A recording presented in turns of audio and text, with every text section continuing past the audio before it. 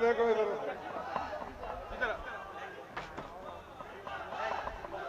यहाँ का कोई नामी स्कूल है?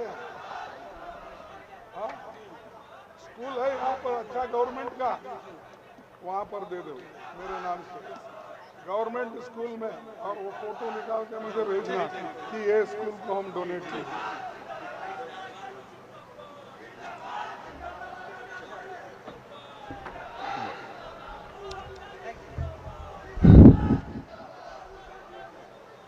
ठीक भाइयों, आज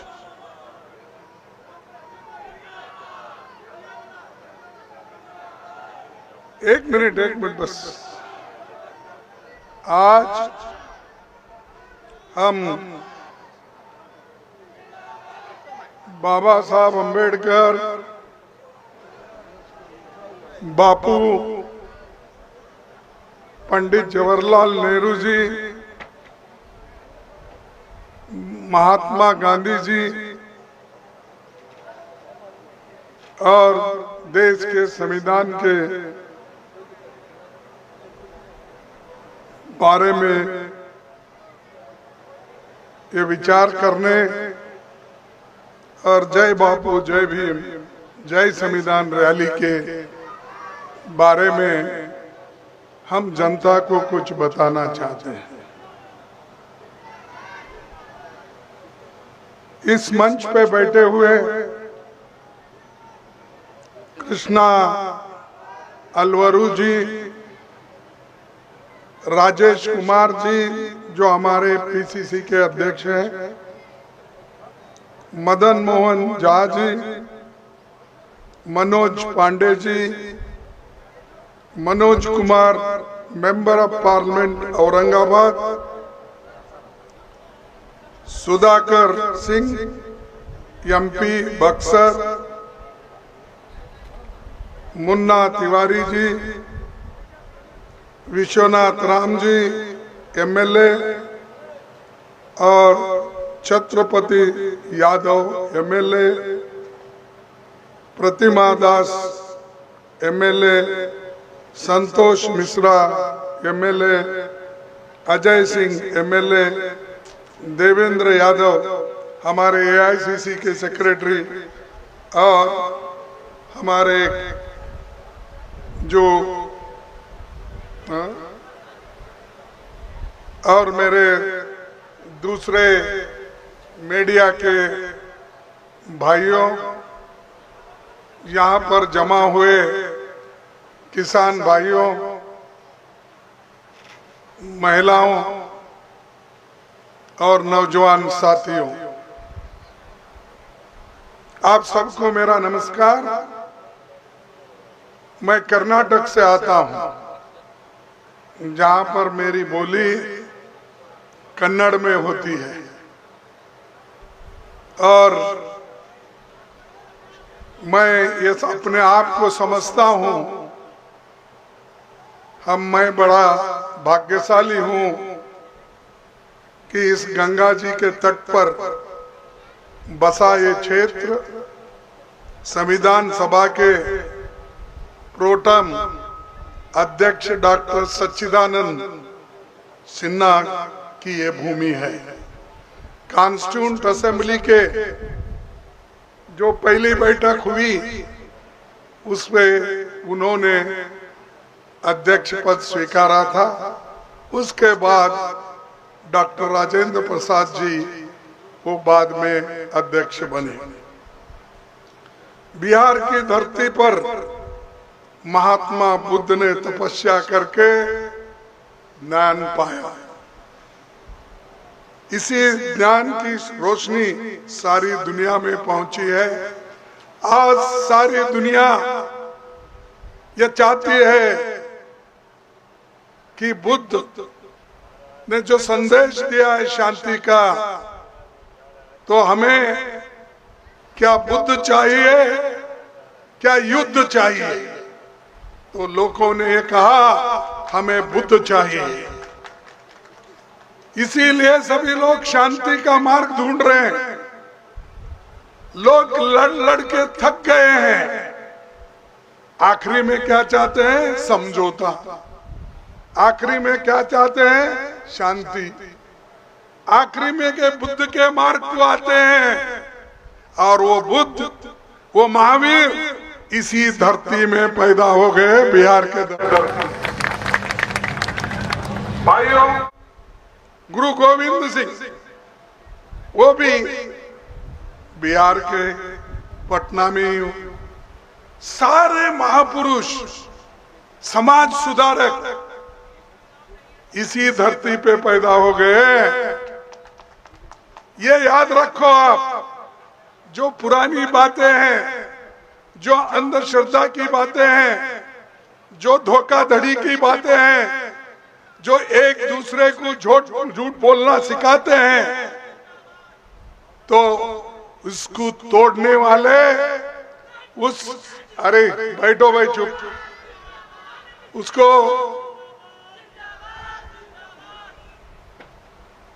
इसको तोड़ने के लिए ही इस धरती में समाज सुधारक और नए धर्म की स्थापना करने वाले महात्मा बुद्ध, महावीर, गुरु नानक, ये सब यहाँ के हैं। उसके बाद में समाज सुधारक यहाँ पर बहुत से नेता लोग भी आजादी के बाद, आजादी के पहले भी पैदा हुए।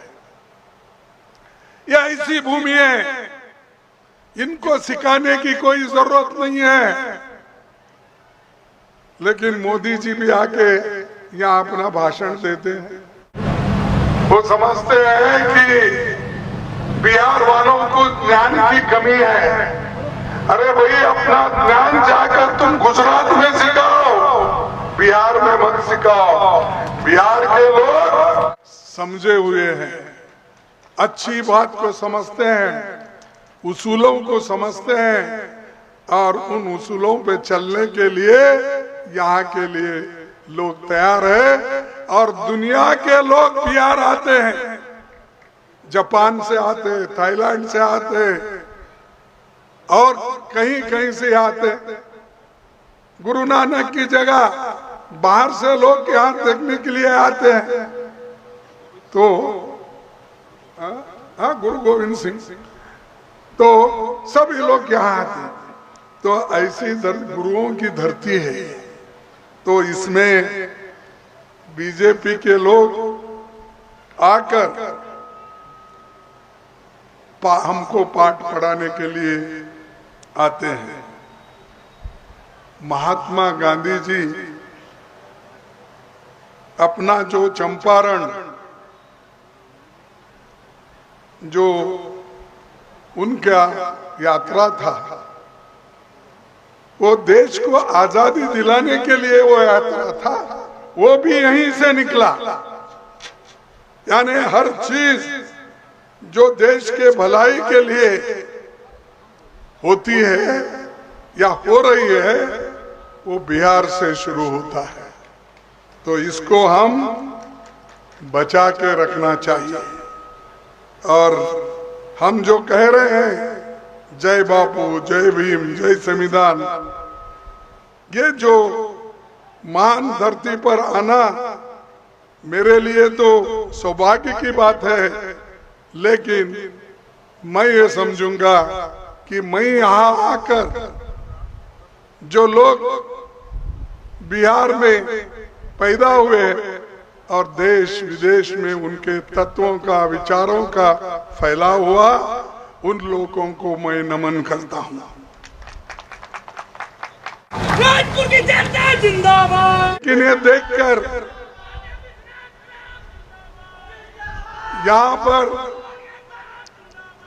यहाँ पर महान लोग जो हो गए हैं। अरे सुनो भाई, जिंदाबाद के नारे पहले बाद में लगाओ, पहले सुनो क्या बात है, हम क्यों पिछड़े हुए हैं, क्यों हम लोग हमको कैसा रगड़ रहे हैं, उसका पहला अध्ययन करो। उसके बाद जिंदाबाद क्या बोलना है बोलते जाओ। जिंदाबाद, जब आपके विचारों का अगर जिंदाबाद होता है तभी जिंदाबाद बोलो। जब आपका विचारों का ही अगर हमारे विचारों को ही कोई कुचल रहा है, कोई हमको बदनाम करने की कोशिश कर रहा है, उस वक्त हमको अपने विचार को फैलाने के लिए आगे बढ़ना चाहिए।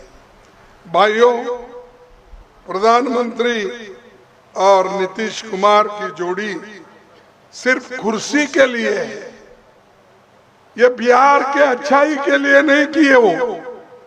अब नीतीश कुमार तो एक दिन यहाँ वो दिन में उधर, और क्या वो देश के लिए गए क्या? अपने लोगों के हित में गए? एक बार हमारे गोद में आते हैं, यहाँ का होने के बाद कुछ अंदाजा लगा कि इस बार बीजेपी आने वाली है, तो फिर इधर से उठ के यहाँ से एकदम उधर जाते हैं।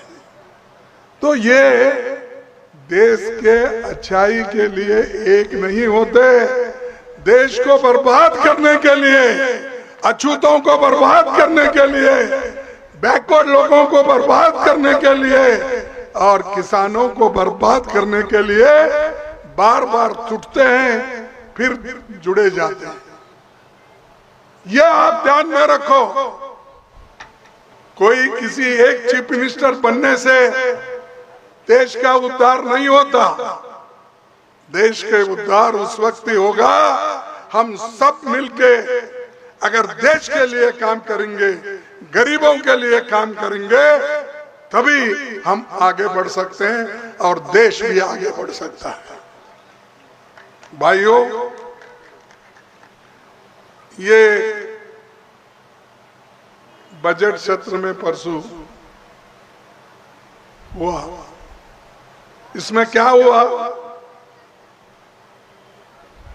इसमें सिर्फ मोदी जी ने एक बिल वक्फ बिल ला के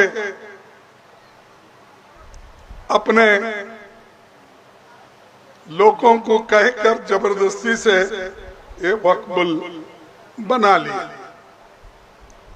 भाई आज तक उस पे किसी का तकरार ही नहीं था, लेकिन अब जहां झगड़ा नहीं हो रहा था, जहां डिस्प्यूट नहीं है, वहां मोदी जी डिस्प्यूट कराने लगते हैं, झगड़े कराने लगते हैं और लोगों को हिंदू और मुसलमान में बांटने के लिए, बैकवर्ड्स और अमीरों को अलग करने के लिए, बैकवर्ड और अति बैकवर्ड को अलग करने के लिए ये काम करके उन्होंने देश को इतना तबाह और तंग कर दिया है। आज लोग परेशान हैं, देश के लोग। और ये सब षड्यंत्र आरएसएस और बीजेपी का है। आरएसएस और बीजेपी ये गरीबों के दोस्त हो नहीं सकते, किसानों के दोस्त हो नहीं सकते और महिलाओं के दोस्त भी नहीं हो सकते, क्योंकि मनुस्मृति में क्या लिखा है? जैसा शूद्रों को दूर रखते हैं वैसा ही महिलाओं को दूर रखना चाहिए। उनको शिक्षण नहीं देना और कौन से भी पवित्र कामों में महिलाओं की भागीदारी नहीं होना। लेकिन बाबा साहब अम्बेडकर अपने संविधान में ये प्रथम महिला को आद्यता दी, नेहरू जी ने दी, गांधी जी ने दी। ये सब लोग महिला के प्रति आदर और सम्मान के साथ उनको संविधान में जगह दिया। इसीलिए आज हमारे महिलाएं जिला panchayat, taluka panchayat, municipality, mayor election में आए हैं या नहीं आए? आए ना? ये पहले था कभी? हमारे समाज में ये सब लोग कुचले हुए थे। इनको ऊपर उठाने का काम कांग्रेस किया, किसी ने नहीं किया। ये आप सोच लीजिए, कोई आपके पास आएगा जाति के नाम से वोट पूछेगा, कोई आएगा आपके पास अपने लोगों के हित में पूछेगा, और कोई आएगा सब कास्ट के नाम से वोट पूछेगा। ये सब लोग गरीबों को लूटने वाले हैं, गरीबों की भला करने वाले कोई पार्टी भी नहीं। मैं और एक बात आपके सामने रखना चाहता हूं। हाल ही में नेशनल हेराल्ड पेपर का नाम सुने आप? नहीं। ये पंडित जवाहरलाल नेहरू जी, पंडित जवाहरलाल नेहरू जी 1937 में, 1937 में ये नेशनल हेराल्ड पेपर निकाले थे। कई के लिए निकाले थे? देश के जनता को जागृत करना, देश को आजादी दिलाना, ये पेपर था। एक पेपर अंग्रेजी का जो नेशनल हेराल्ड पेपर है, एक पेपर था हिंदी में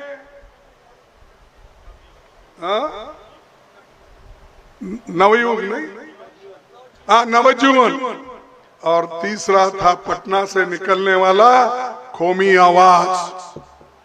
ये 3 पेपर जवाहरलाल नेहरू जी ने निकाला जनता की आवाज ब्रिटिश तक पहुंचाने के लिए, ब्रिटिश गवर्नमेंट को बताने के लिए और लोगों को जागृत करने के लिए।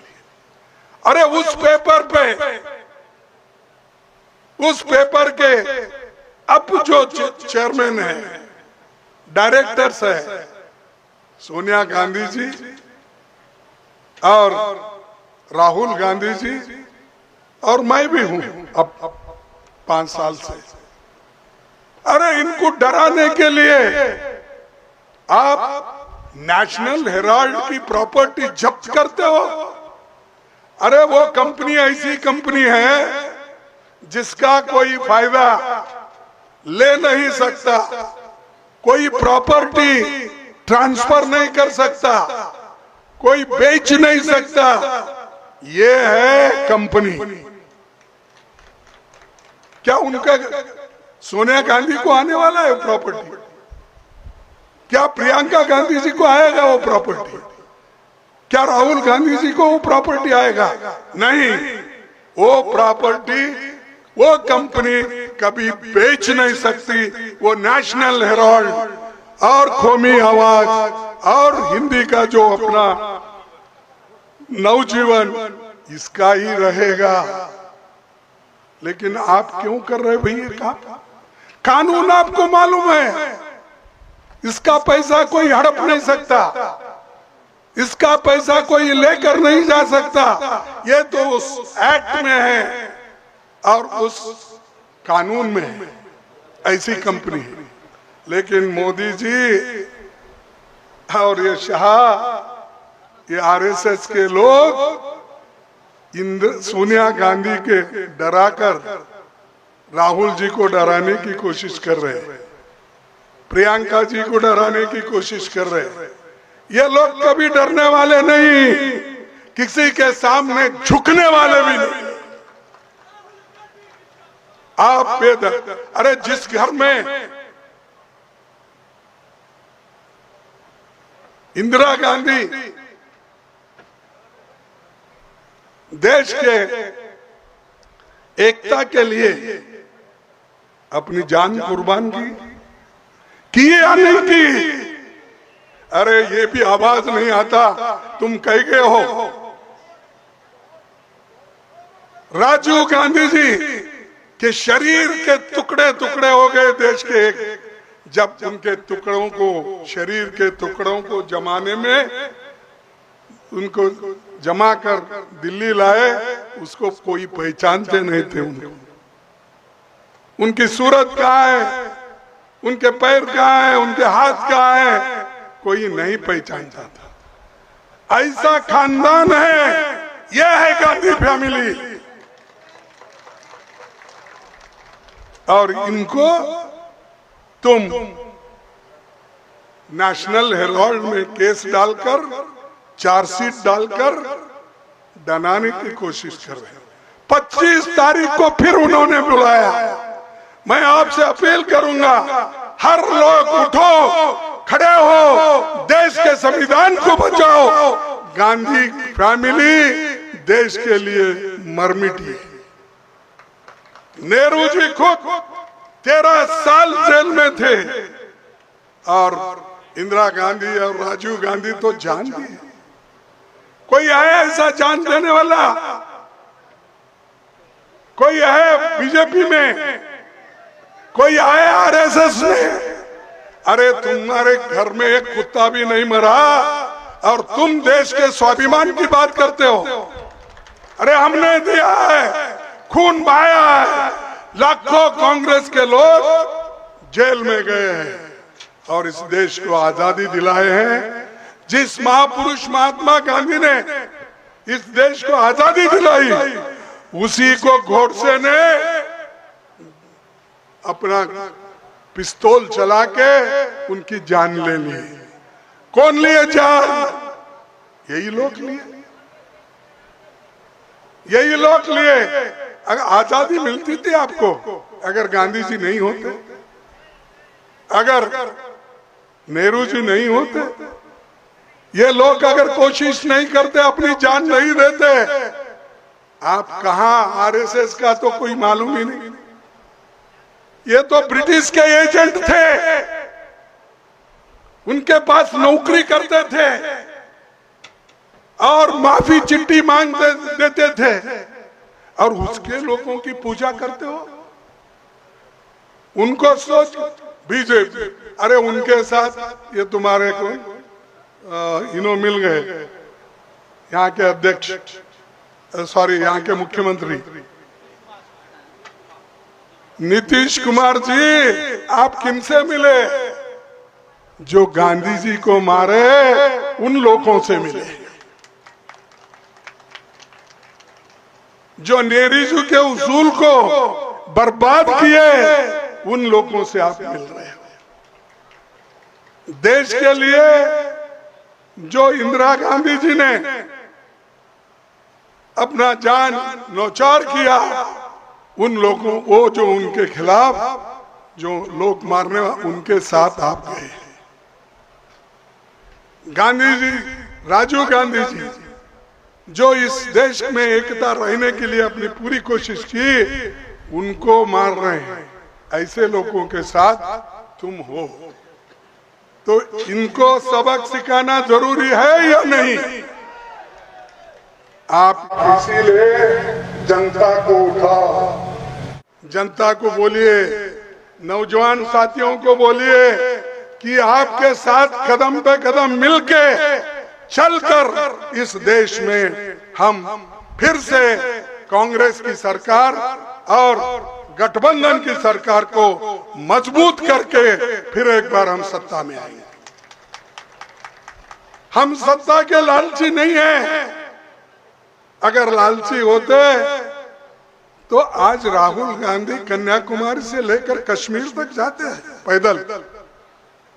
अरे ये मोदी और उनके शिष्य लोग 4 कदम भी नहीं चलते। सिर्फ इन्हों कब चलते मालूम है? आरएसएस का वो क्या होता है, तुमड़ी बजाते,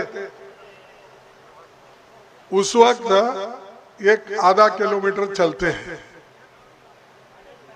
अरे हजारों किलोमीटर चलने वाले लोग हमारे पास है, देश को दिशा दिखाने वाले लोग हमारे पास है। और आजादी के पहले नेहरू जी ने अपना घर दान दिया कांग्रेस पार्टी को और देश के लिए। उसका नाम है आनंद भवन और स्वराज्य भवन। ये संपत्ति, अपने घर की संपत्ति उन्होंने बांटी। क्या अब सोनिया गांधी जी और राहुल गांधी जी, प्रियंका गांधी जी उस संपत्ति के लिए लड़ रहे हैं? अरे है सो तो खो लिए वो,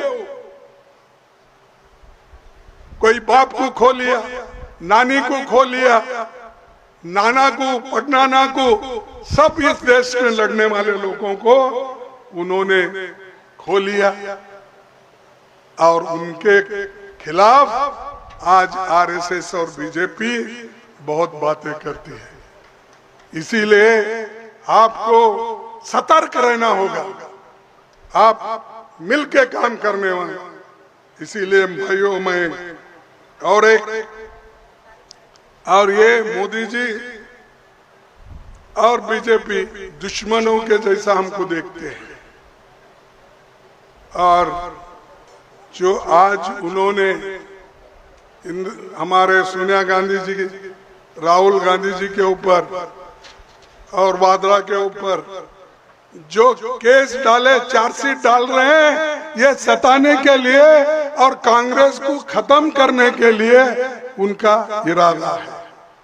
क्योंकि अगर गांधी फैमिली दब गई, झुक गई, तो कांग्रेस के लोग मायूस होकर बाहर नहीं निकलेंगे, ये उनका है। लेकिन गांधी फैमिली, सोनिया गांधी जी हो, कोई हो, गांधी की फैमिली के कोई झुकने वाले नहीं है। वो लड़ते रहेंगे जैसा कि उनकी नानी लड़ी, कोई पिताजी लड़े, उसके नाना लड़े। ये लोग लड़ाकू है और देश के लिए बहुत कुछ इन्होंने काम किए। लेकिन आज के लोग सिर्फ ईडी का इस्तेमाल करते हैं, सीबीआई का इस्तेमाल करते हैं और सीईसी का इस्तेमाल करते हैं। ये सब अपनी ताकत के ऊपर, बल के ऊपर कांग्रेस को दबाने की कोशिश कर रहे हैं। ईडी से कांग्रेस दबने वाले नहीं है, झुकने वाले नहीं है। मैं आपके सामने ये बात रखना चाहता हूँ। और सीएजी रिपोर्ट आई थी पहले, स्मार्ट, वो क्या है, अपना विनोद राय ने रिपोर्ट दिया था, उसके ऊपर इतना बवाल मचा कि अपप्रचार करने के बाद कांग्रेस की सरकार गिर गई। तो मैं पूछता हूँ, वो रिपोर्ट का क्या हो गया? कहाँ है स्पेक्ट्रम के पैसे, किसके पास है? तो ये लोगों को भ्रमित करते हैं, लोगों को डराते हैं।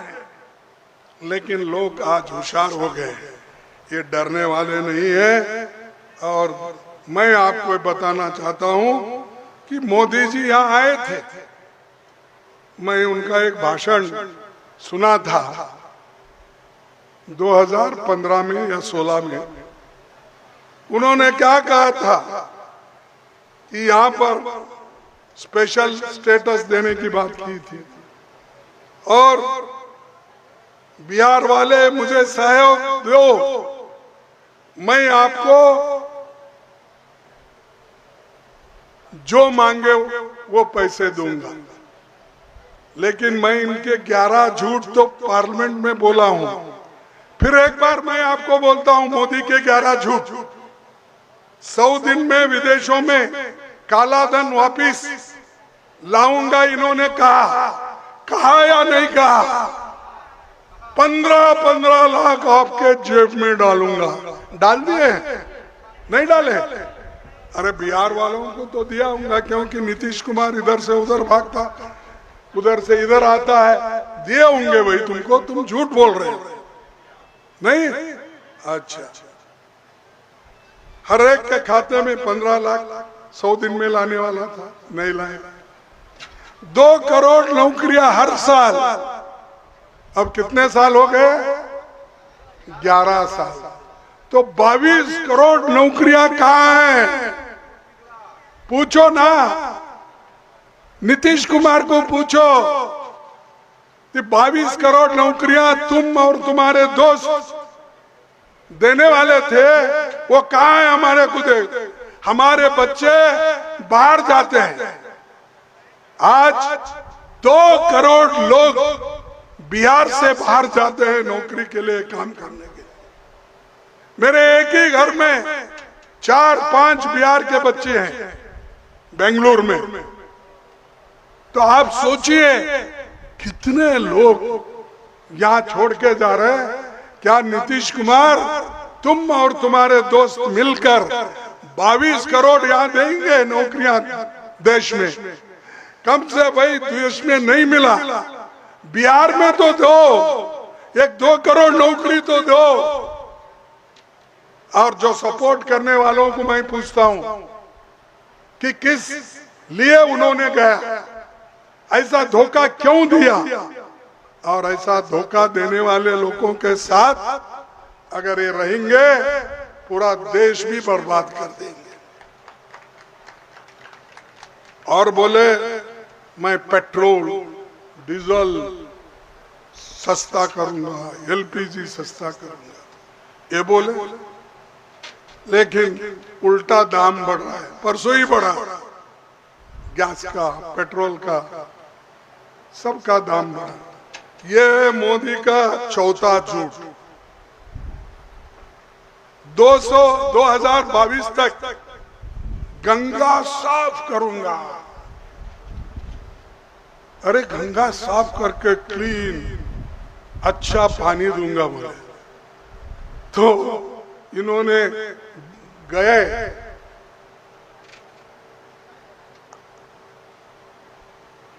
गंगा में पानी साफ नहीं, इसलिए इन्होंने डुबकी नहीं मारी वहां, ऐसा ऐसा ऐसा करके फिर उतरे चढ़े।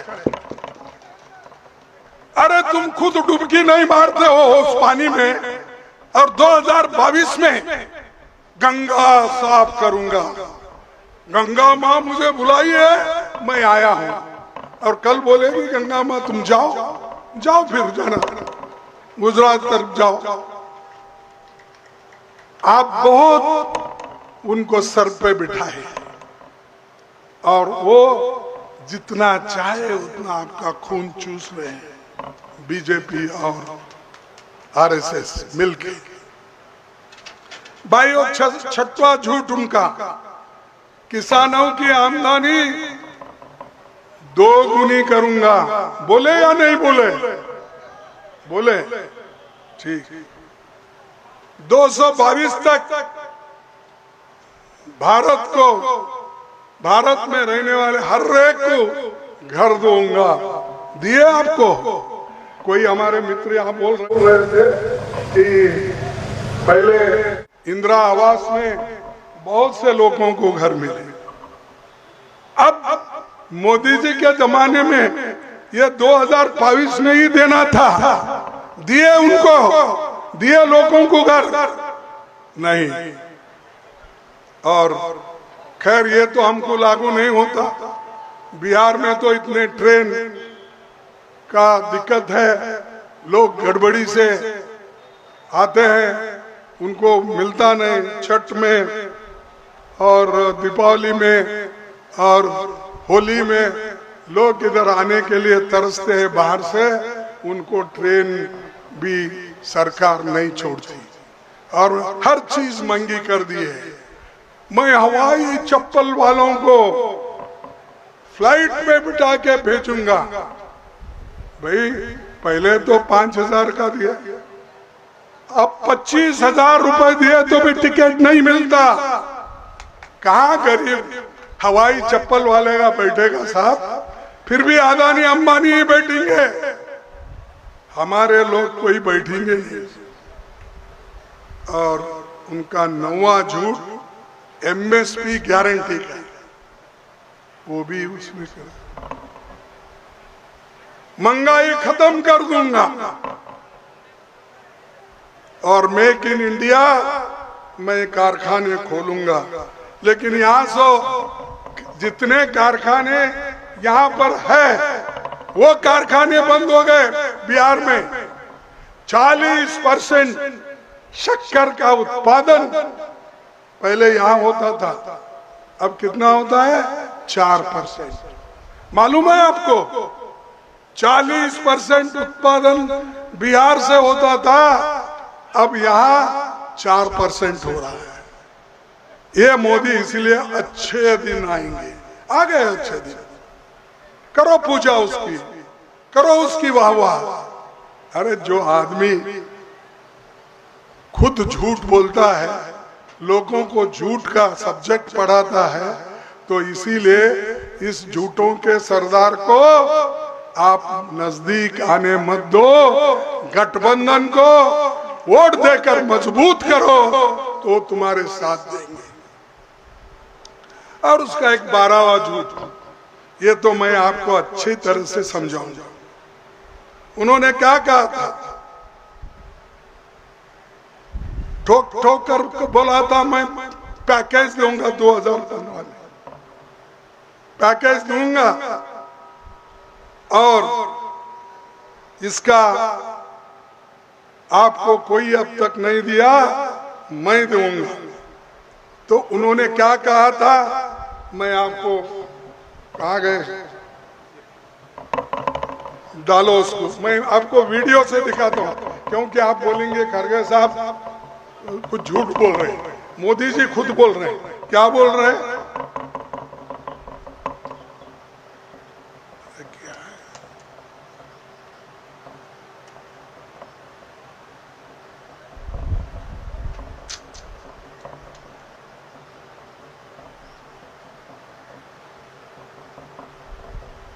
क्या तुम्हारा आईपैड भी छीन लिया क्या मोदी? हाँ?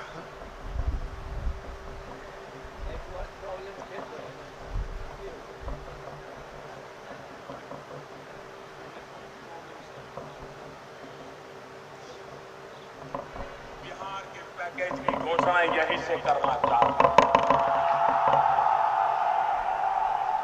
करो करो 50,000 करोड़ की ज्यादा करो,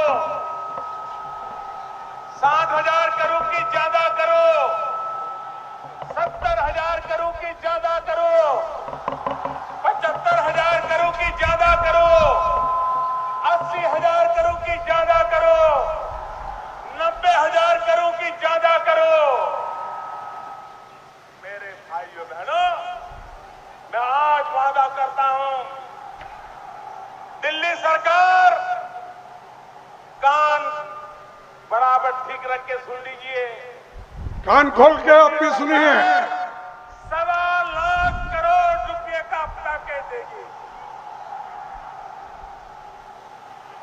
1.25 लाख करोड़ रुपया मैं आज बिहार के पैकेज की घोषणा यहीं से करना चाहता हूं। करो करो 50,000 करोड़ की ज्यादा करो। इसने कहा, लोगों को, हजारों लोग बैठे थे उनके सामने, 18 अगस्त 2015 को इन्होंने बोला, उन्हीं के शब्दों में मैं आपको सुनाया। अब तो आपकी खातरी हो गई मोदी जी क्या बोले। मिला होगा आपको 1,25,000 करोड़ बिहार के लिए देने वाले थे। मैं पूछता हूं, वो 1,25,000 रुपए क्या मोदी जी और नीतीश जी दोनों मिलके बांट लिए? ये मेरे शब्द नहीं, उन्होंने ही बोला, इसीलिए फिर एक बार मैं उनके शब्द में ही बोलूंगा। उन्होंने, मोदी ने क्या कहा, मैं यहाँ अपना वादा पूरा करने आया हूं। मैंने कहा था 50,000 करोड़, आपको कितना चाहिए? 60,000 करोड़, 70,000 करोड़, 80 या 90,000 करोड़? मैं यहाँ 1,25,000 करोड़ का पैकेज देने के लिए आया हूं। कहाँ है वो पैकेज? कहाँ है मोदी जी? तो ये मोदी जी का झूठ और एक झूठ, झूठ के ऊपर झूठ ये बोलते रहते हैं, तो और लोगों को बेवकूफ वो नहीं बना सकते। अरे बाद में दो ना भाई, मेरे पास दिन आओ, बाद में दो। किसी को नहीं पता कि आज तक ये कितने झूठ बोले हैं, इसका पूरा मैं 35 सालों में बेरोजगारी इतनी बड़ी है कि सभी लोग आज त्रस्त हैं, और हम ये चाहेंगे कि इनके बनाए हुए कोई काम नहीं है। जो कुछ बनाया पंडित जवाहरलाल नेहरू जी ने, चाहे वो IIM हो, IIT हो, चाहे एम्स हो, डैम्स हो, पब्लिक सेक्टर हो, ये सब जवाहरलाल नेहरू जी ने बनाया, कांग्रेस ने बनाया। आप क्या बनाए? आप तो झूठों की फैक्ट्री तैयार करें, झूठों की फैक्ट्री तैयार करके लोगों को गुमराह कर रहे हो। ये नहीं चलेगा। आप एक आदमी को, लोगों को एक बार झूठ बोल के उनको फंसा सकते हैं। चंद लोगों को आप बेवकूफ चंद दिन के लिए बना सकते हो, सारे लोगों को एक बार बना सकते हो, लेकिन सारे लोगों को सदा के काल कभी झूठ, कभी भी उनको आप झूठ बोलने का जो आज तुम्हारा चल रहा है, इसमें वो आएंगे नहीं, इस झांसे में नहीं आएंगे। सबको फूल नहीं कर सकते, सबको बेवकूफ नहीं बना सकते। अब जागृत हुए लोग, इसीलिए मैं आपसे यही निवेदन करूंगा कि ये जो लोग हैं, और मैं बहुत देर आपका समय नहीं लेना चाहता हूं, और यहाँ पर तो इतने हैं, एक बिहार तो ह्यूमन इंडेक्स में 36वें नंबर पर है। ये 28 राज्य है और 8 यूनियन टेरिटरीज है। इसमें इसका नंबर कितना है? 36वां नंबर। ये इनका डेवलपमेंट नीतीश डबल इंजन का, और ये डबल इंजन की बात कर करके यहाँ तक आए। इसके आगे डबल इंजन की बात नहीं होती, एक ही इंजन रहेगा, पावरफुल इंजन रहेगा, वो गठबंधन का इंजन रहेगा। और इसीलिए मोदी को मैं ये कहना चाहता हूँ, आप बार बार झूठ मत बोलिए, और RSS और उनके लोगों को भी मैं ये कहना चाहता हूँ, बाबा साहब अम्बेडकर के बारे में झूठ बोलना बंद करो, नहीं तो लोग तुमको सड़कों पे ठहरा ठहरा के हाथ पकड़ के पूछेंगे क्या गलती थी डॉक्टर बाबा साहब अम्बेडकर। अरे बाबा साहब अम्बेडकर जब लखनऊ आए थे, उन्होंने खुद ये कहा, बाबा साहब ने कानून मंत्री होते हुए लखनऊ में ये बात कहा, मैं केंद्र सरकार में भागीदार हूं, लेकिन मैंने कांग्रेस के टिकट पर चुनाव नहीं लड़ा। मैं कांग्रेस का सदस्य नहीं हूं। कांग्रेस ने केंद्र सरकार में शामिल होने के लिए मुझे निमंत्रण दिया था, बिना शर्त मैंने ये निमंत्रण स्वीकार किया। ये बाबा साहब का कहना है, और बाबा साहब ये खुद कहते हैं, मुझे हराने वाले लोग डांगे और सावरकर है, और कोई मुझे नहीं हराया, यही लोग हराए। उनकी भाषा ये है। फिर क्यों भाई आप पुकारते फिरते हो अंबेडकर का अपमान हुआ, हम अपमान किए? क्या ये हमारा गलती था कि हमने जो बाबा साहब को यहाँ पर जो बुला के खासकर नेहरू जी ने आमंत्रण दिया और उनको कानून मंत्री बनाया। क्या हमारी गलती थी? कॉन्स्टिट्यूंट असेंबली के मेंबर बना के फिर से उनको लाकर चुन के ड्राफ्टिंग कमेटी के चेयरमैन बनाए। क्या ये हमारी गलती थी?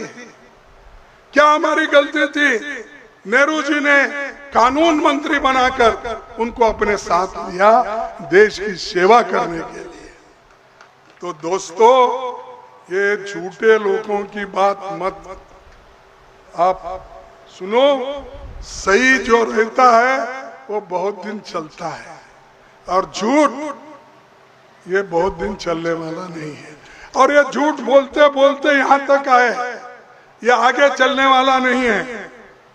और आखिरी में मैं आप सबको यही कहूंगा कि बिहार के प्रगति के लिए, बिहार के उन्नति के लिए, बिहार के शैक्षणिक जो स्तर है इसको बढ़ाने के लिए, हमारे बच्चों को अच्छा शिक्षा देने के लिए बीजेपी को हटाओ, नीतीश को हटाओ।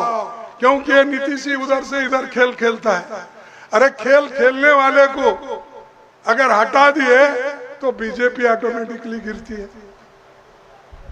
तो मेरा यही आपसे विनंती है, आने वाले दिन में, नजदीक है इलेक्शन 4-6 महीने में, आप लोग गठबंधन को जिताओ। जिताएंगे? अरे मेरे जैसा 80 साल के ऊपर हो गया, 83 इयर्स मेरी आवाज अभी बुलंद है, तुम वो करेंगे ये बोलो जोर से, गठबंधन को जिताएंगे, जिताएंगे, बीजेपी को हराएंगे।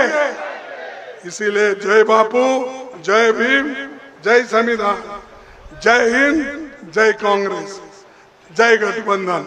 सबको धन्यवाद। और आखिरी आवाज मैं दूंगा, एक आप सभी लोग बोलना, जय हिंद, जय हिंद, जय हिंद। वहां जो कोने में ठहरे, इधर ठहरे, कम से कम जय हिंद बोलो वहां से, ताकि मोदी उठे। जय हिंद, जय हिंद, जय हिंद। सबको धन्यवाद। इतनी कड़ी धूप में भी होते हुए अपने भाषण सुनने के लिए चंद लोग बैठे थे, मैं उनको धन्यवाद करता हूं, क्योंकि जो विचारधारा पे विश्वास रखता है वही जीत सकता है, वही काम कर सकता है। तो इतना कह के मैं अपने बात को समाप्त करता हूं। फिर एक बार जय कांग्रेस। जिंदाबाद, जिंदाबाद।